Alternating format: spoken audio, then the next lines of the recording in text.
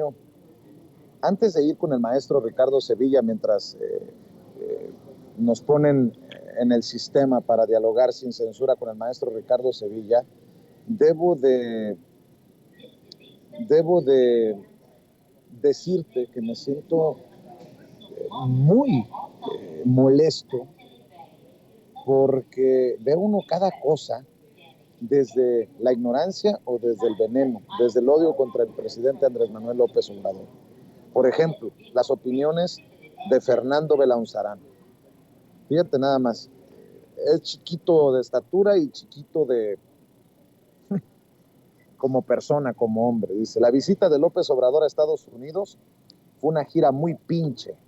Pueden citarme, dice el gran héroe perredista. Ah, no, ya es panista. Fernando Belaunzarán. Y el que ya no es panista, que ahora es un payaso de redes sociales, Manuel Cloutier, el hijo del gran Cloutier, hermano de alguien quien forma parte del equipo de trabajo del presidente Andrés Manuel López Obrador en esta gira, Tatiana Cloutier, la secretaria de Economía. Dice Manuel Cloutier, después de leer los 5 puntos del acuerdo donde se establecen los compromisos de México con Estados Unidos, de comprarles más gasolina, de invertir en Estados Unidos para construirles gasoductos y bajar aranceles para las importaciones a México de productos de Estados Unidos, podemos decir que dio las nalgas. Bueno, por su parte, el presidente Andrés Manuel López Obrador hará que se le rocen las nalgas a Manuel Cloutier con un tuit que publica hace rato. En el Instituto Cultural Mexicano tuvimos un encuentro con empresarios de México y Estados Unidos. Hablamos de cooperación económica, inversión, soberanía y progreso con justicia. Y publica estas fotografías donde destaca obviamente el ingeniero Carlos Slim y otros importantes empresarios que se toman la foto con el presidente Andrés Manuel López Obrador. Mi querido Toño, esto ya raya en lo psiquiátrico de muchos personajes, como estos dos que compartía, y nada más para escuchar tu opinión, antes de ir con el maestro Ricardo Sevilla, también rescato lo que publicó Juliana Tilano, a quien respeto, admiro por cosas como esta. Dice en su tuit Juliana Tilano, dicen que la 4T es antiintelectual y anticientífica mientras comparten los tuits de charlatanes que hablan sobre el lenguaje corporal del presidente y su relación con la política exterior. Válgame. Y creo que tiene toda la razón. Mi querido Toño, escucho tu opinión sobre esto.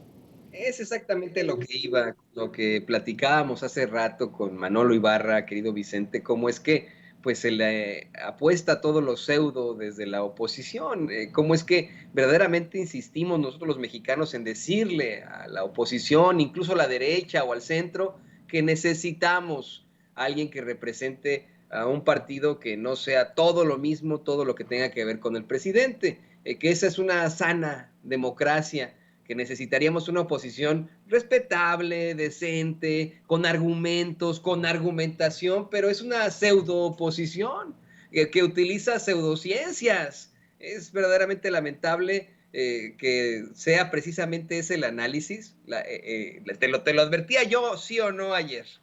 Después de que el corresponsal de Reforma, Antonio Baranda, mandara estas fotos en las que, pues de manera permíteme decirlo así, muy antiética, construye la imagen del presidente y del presidente López Obrador y el presidente Biden en una especie de situación negativa, pues a partir de ahí empezaron a salir los pseudocientíficos a hablar de cosas que ni existen, que no existen, no se puede, no hay una ciencia que verdaderamente determine que se pueda plantear el ánimo o la actitud o lo que está pensando una persona por cómo esté vestido o por cómo esté pues moviéndose o las facciones que haga. Es una tal vez división de la psicología que de ninguna forma puede comprobarse, no se le comprueba mediante el método científico, lo que lo hace una pseudociencia. como la frenología. Recordarás tú que a finales del siglo XIX y principios del siglo XX se determinaba supuestamente la capacidad de una persona con la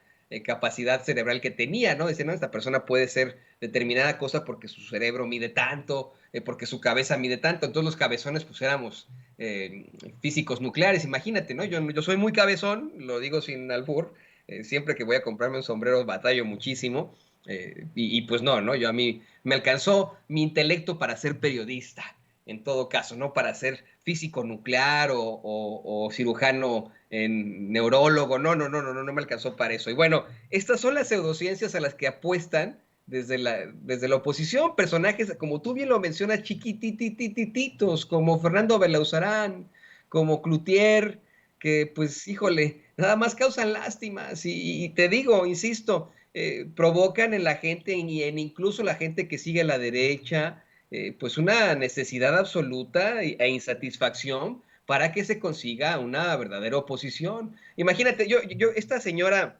Tijerina o fulanita de tal que empezó con lo de las posiciones del presidente y etcétera, pues para mí nada más me faltó que empezara a hacer la descripción de las posiciones del presidente en lenguaje extraterrestre, ¿no? Como la otra muchacha.